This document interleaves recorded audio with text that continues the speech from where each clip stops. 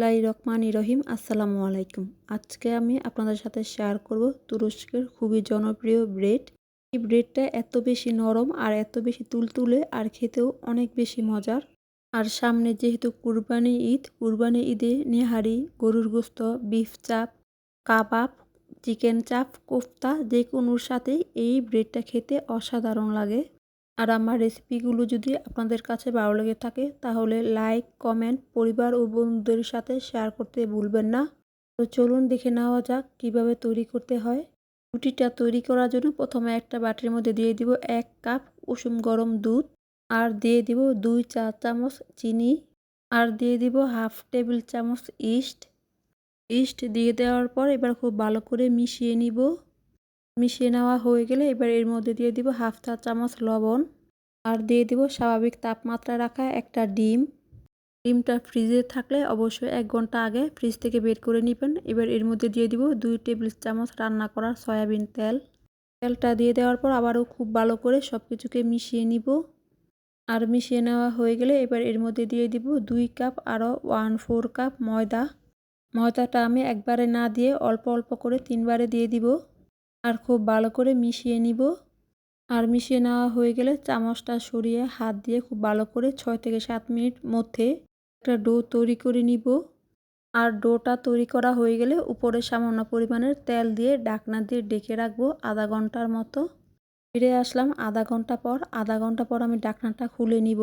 এবার হাত দিয়ে এর ভেতরে থাকা বাতাসটা আমি বের করে সমান 4টা ভাগে ভাগ করে নিব। রুটিগুলো আমি একটু বড় করে তৈরি করব, আপনারা চাইলে ছোট করেও তৈরি করতে পারেন। ঠিক এইভাবে করে নেওয়ার পর এবার একটা রুটি তৈরি করে নিব। এবার সেখান থেকে একটা বাগ নিয়ে আমি বেলুন দিয়ে বেলে গোল করে একটা রুটি তৈরি করে নিব। রুটিটা তৈরি করে নেওয়ার পর পিৎজা কাটার অথবা ছুরি দিয়ে মাঝ বরাবর দাগ দিয়ে দিব। এতে করে রুটিটা তৈরি করে নেওয়ার পর দেখতে অনেক সুন্দর লাগবে।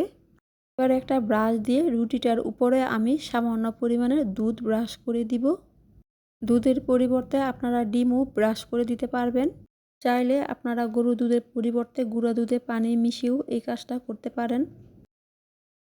এবার এর উপরে দিয়ে দিব সামান্য পরিমাণের সাদা তিল। তিলটা দেওয়া পুরোপুরি অপশনাল, তবে তিলটা দিলে দেখতে অনেক সুন্দর লাগে। তিলটা দিয়ে দেওয়ার পর এবার এরকম করে বাকি রুটিগুলো আমি তৈরি করে নিব। সবগুলো রুটি তৈরি করে নেওয়ার পর এবার এই রুটিগুলোকে আমি ভেজে নিব। এর জন্য চুলায় পর্যাপ্ত পরিমাণে তেল গরম করে এবার এই তেলের মধ্যে রুটিটা দিয়ে দিব। রুটিটা তেলের মধ্যে দিয়ে দেওয়ার পর চুলার আঁচ লোতে রেখে রুটিটাকে ভেজে নিতে হবে। উল্টে পাল্টে সুন্দর করে 2 দিক দিয়ে গোল্ডেন ব্রাউন করে রুটিটা ভেজে নিতে হবে। এবার একটা চামচ দিয়ে রুটিটার উপরে আমি এইভাবে তেল দিয়ে দিব। এতে করে রুটিটা অনেক সুন্দরভাবে ফুলে উঠবে। রুটিটা খেতে এত বেশি মজার যে আমি আপনাদেরকে বলে বোঝাতে পারবো না। আপনারা যদি রুটিটা বাসায় তৈরি করে না খান তাহলে বুঝতে পারবেন না রুটিটা খেতে কতটা মজার। রুটিটা একদম তুলার মতো নরম তুলতুলে, আর বাসায় তৈরি করলে ছোট বড় সবার কাছেই ভালো লাগবে। আর রুটিটা তৈরি করার পর যে কোনো এয়ারটাইট বক্সে রেখে 2 থেকে 3 দিনের মতো রুটিটা রেখে খেতে পারবেন। আর 2 থেকে 3 দিনের মতো রাখলেও রুটিটা কিন্তু একদম নরম তুলতুলেই থাকবে। রুটিটা হয়ে যাওয়ার পর তেলটা ঝরিয়ে আমি রুটিটাকে চুলা থেকে নামিয়ে নিব। আর এইরকম করে বাকি রুটিগুলো আমি ভেজে নিব। আমার রেসিপিগুলো যদি আপনাদের কাছে ভালো লেগে থাকে তাহলে আমার ইউটিউব চ্যানেলে নতুন হয়ে থাকলে লাইক দিয়ে চ্যানেলটি সাবস্ক্রাইব করা না থাকলে সাবস্ক্রাইব করে পাশে থাকা বেল বাটনে অল দিয়ে দিবেন। এতে করে আমি কোনো রেসিপি পাঠালে সবার আগে আপনারা দেখতে পারবেন। আর যারা আমার ফেসবুক পেজ থেকে রেসিপিটি দেখতেছেন তারা যদি নতুন হয়ে থাকেন তাহলে লাইক দিয়ে পেজটি ফলো দিয়ে দিবেন। আর যারা আমার ফেসবুক পেজটি লাইক দিয়ে ফলো করেছেন তাদেরকে অসংখ্য ধন্যবাদ। আজকের মতো এতটুকুই। সবাই ভালো থাকবেন। আল্লাহ হাফেজ।